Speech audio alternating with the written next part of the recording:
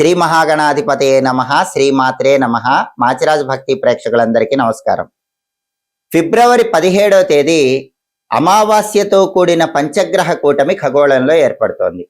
ఇది ద్వాదశ రాశుల మీద ఎలాంటి ప్రభావాన్ని కలిగింపజేస్తుందో, ఏ రాశులకి అమావాస్యతో కూడిన పంచగ్రహ కూటమి అనుకూల ఫలితాలు కలిగిస్తుందో, ఏ రాశులకి అమావాస్యతో కూడిన పంచగ్రహ కూటమి వ్యతిరేక ఫలితాలు కలిగింపజేస్తుందో, అనుకూల ఫలితాలు రెట్టింపు చేసుకోవటానికి, వ్యతిరేక ఫలితాలు తగ్గింపజేసుకోవటానికి ద్వాదశ రాశుల వాళ్ళు పాటించాల్సిన శక్తివంతమైన పరిహారాలేంటో ఈ వీడియోలో మనం తెలుసుకుందాం. 2026 సంవత్సరం ఫిబ్రవరి 17వ తేదీ మంగళవారం అమావాస్య వచ్చింది. దీన్ని భౌమ అమావాస్య అనే పేరుతో పిలుస్తారు. ఇది మాఘ అమావాస్య. మాఘ అమావాస్య, భౌమ అమావాస్య రోజు ఖగోళంలో ఒక అద్భుతం జరుగుతోంది. అదే పంచగ్రహ కూటమి ఏర్పడుతోంది. పంచగ్రహ కూటం అనేది చాలా శక్తివంతమైంది. అందులోనూ అది అమావాస్యతో కలిసి వచ్చింది. అంటే కొన్ని వేల రెట్లు ఎక్కువ శక్తివంతమైనటువంటి పంచగ్రహ కూటమి ఇది. ఈ పంచగ్రహ కూటమిలో ప్రధానంగా రవి, బుధుడు, చంద్రుడు, శుక్రుడు, రాహువు, ఈ 5 గ్రహాలు కూడా కుంభరాశిలో పంచగ్రహ కూటమిలో కలుస్తున్నాయి. కాబట్టి ఫిబ్రవరి 17వ తేదీ మంగళవారం అమావాస్యతో కలిసి వచ్చిన రోజు ఖగోళంలో ఏర్పడుతున్నటువంటి ఈ పంచగ్రహ కూటమి ద్వాదశ రాశుల వారికి ఎటువంటి ప్రభావాన్ని కలిగింపజేస్తుందో ఇప్పుడు మనం చూద్దాం. తదుపరి వృశ్చిక రాశి.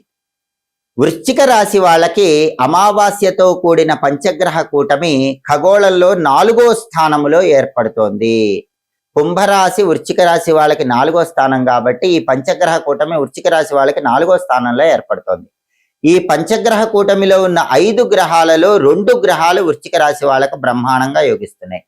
మిగిలిన 3 గ్రహాలు వ్యతిరేక ఫలితాలు ఇస్తున్నాయి. కూటమిలో వృశ్చిక రాశి వాళ్ళకి యోగించేటటువంటి 2 గ్రహాలు బుధ గ్రహము, శుక్ర గ్రహము.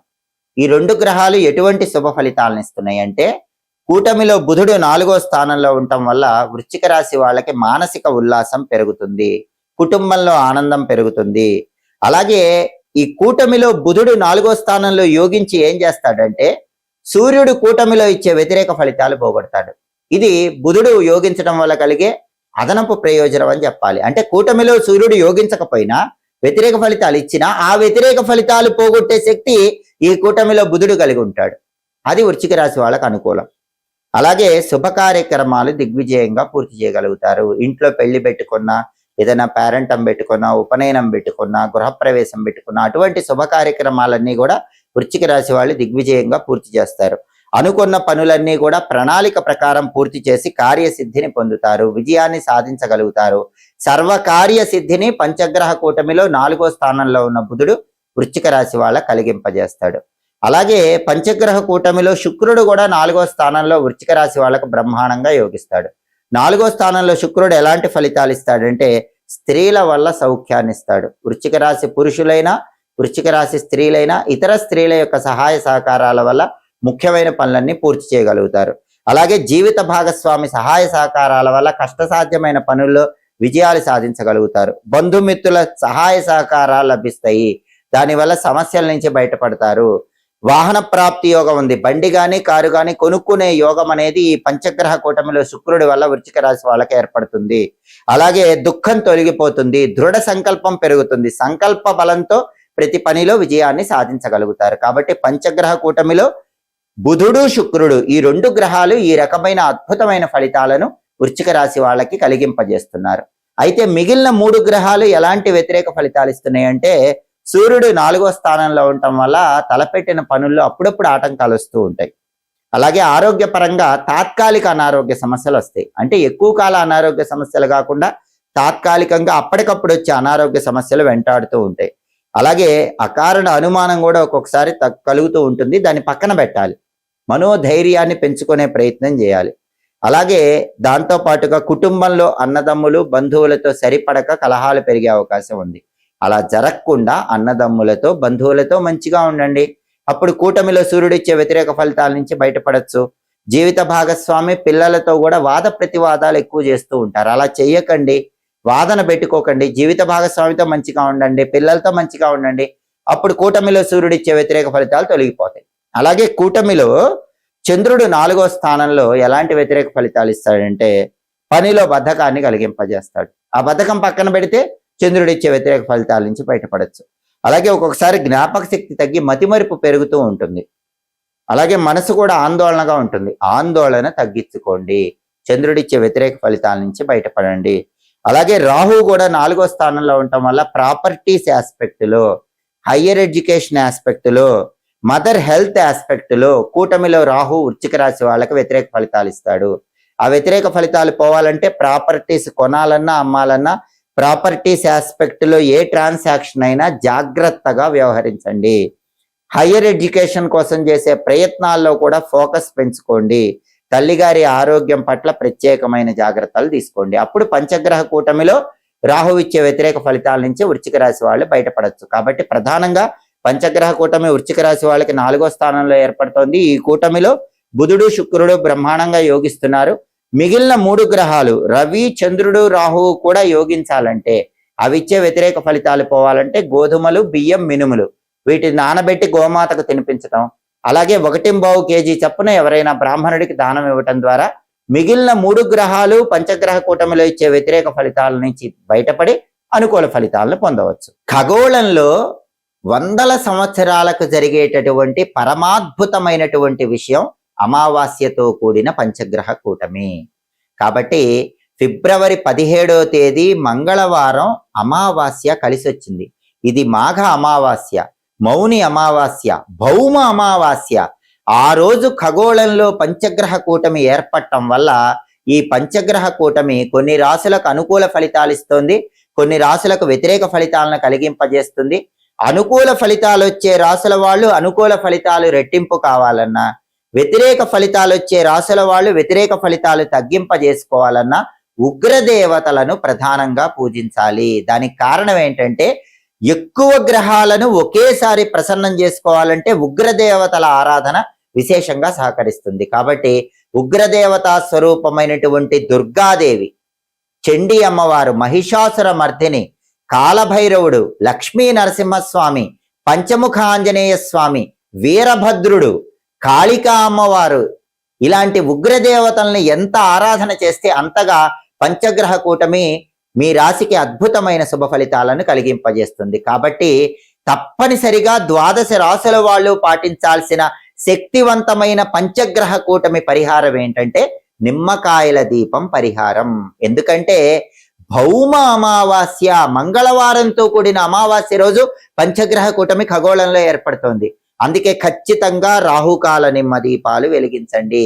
మధ్యాహ్నం 3 గంటల నుంచి 4 గంటల 30 నిమిషాల మధ్య ప్రాంతంలో మీకు దగ్గరలో అమ్మవారి ఆలయం ఉంటే దుర్గా, కాళీ, చండీ, మహిషాసురమర్దిని లేదా గ్రామ దేవతలు పోలేరమ్మ, నాంచారమ్మ, పెద్దమ్మ, పోచమ్మ, మైసమ్మ, ఏ గ్రామ దేవతలు ఉన్నా సరే అమ్మవారి శక్తి స్వరూపాలకు సంబంధించిన ఆలయాల్లో రాహుకాలంలో నిమ్మ దొప్పల్లో దీపాలు వెలిగించండి.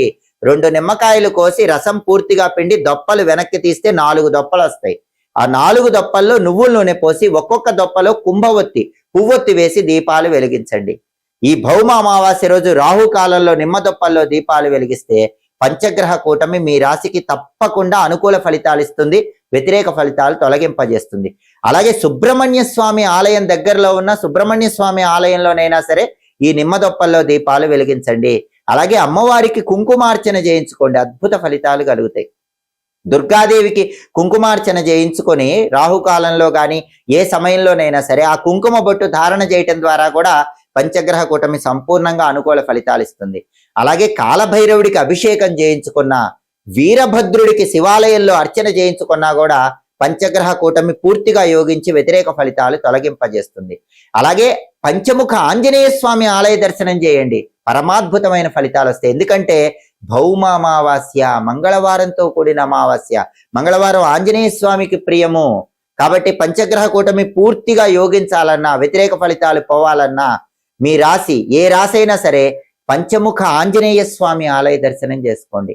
పంచముఖ ఆంజనేయ స్వామికి 41 ప్రదక్షిణలు చేయండి.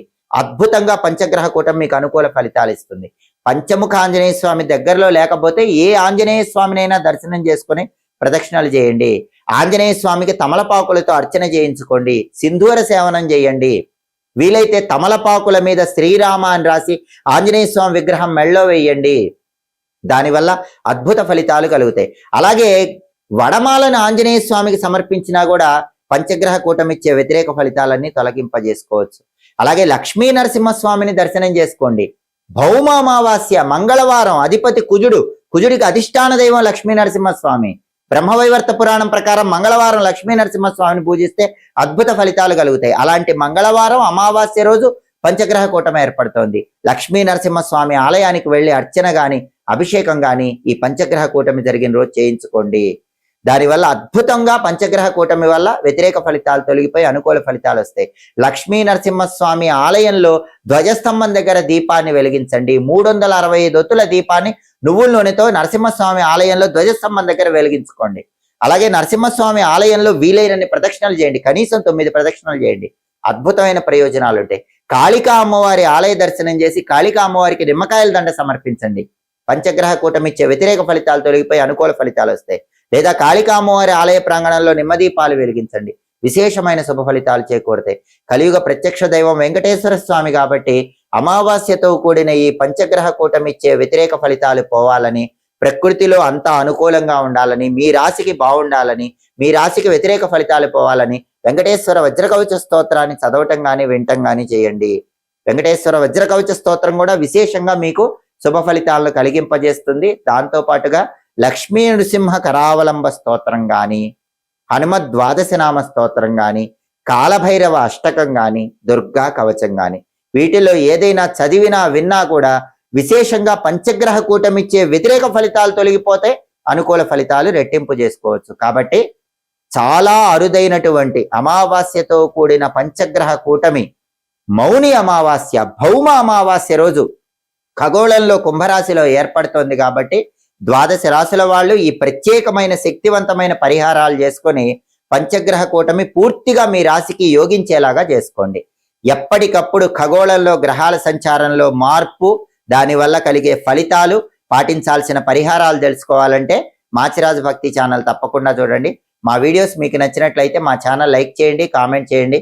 మా ఛానల్ వీడియోస్ 10 మంది మిత్రులకు షేర్ చేయండి. మా ఛానల్ సబ్స్క్రైబ్ చేసుకోండి. పక్కనున్న బెల్ సింబల్ నొక్కటం మాత్రం మర్చిపోకండి. సర్వే జనాః సుఖినో భవంతు. స్వస్తి.